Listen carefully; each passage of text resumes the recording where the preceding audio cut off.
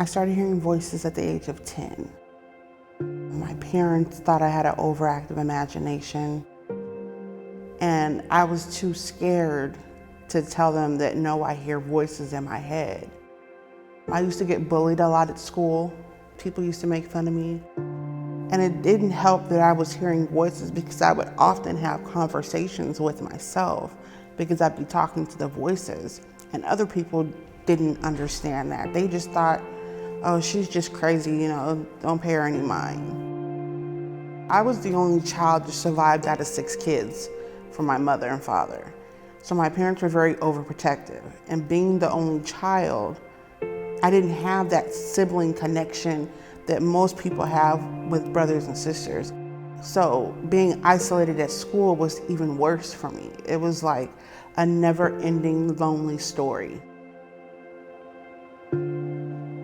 My mother had took guardianship of one of my cousins, and he lived with us. He was 5 years older than me, and he started molesting me at the age of 6. And this went on every day for 6.5 years.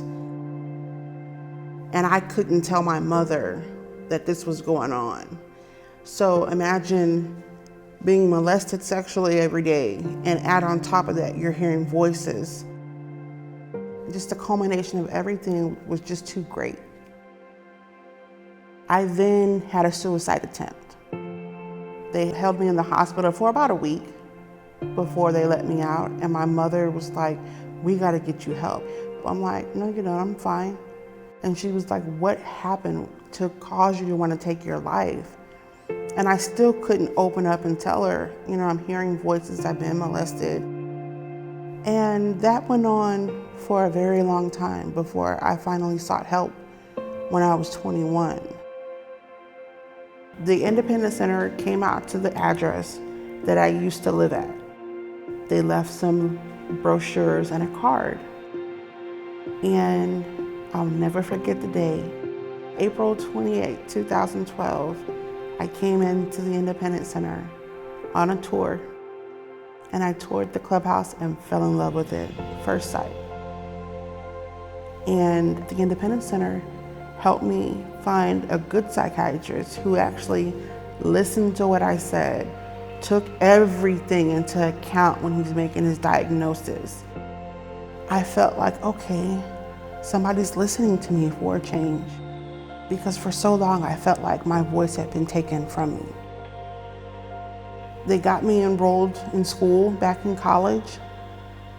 I have since graduated from college with my bachelor's in psychology. And I saw a position at BJC, Behavioral Health, for a part-time peer support specialist. And I'm like, that's my job. I'm like, I'm gonna apply to that job. And I've been there now for 6 months, and everything is fitting like a hand in glove, like it's the perfect fit. I thoroughly care about my client because I see myself in so many of them. This is the first time I've ever felt like this is my career. The Independent Center helped transform my life from one of sickness and despair into happiness and joy and freedom. I wouldn't have a life if it weren't for the Independent Center. I wouldn't. I'd still probably be homeless. But I mean, I can say I'm a homeowner now. I used to dream of owning my own home, and that dream has come true. And the Independent Center helped me get there. They helped me believe in myself when I felt like I wasn't worthy to be believed in. And they never gave up on me.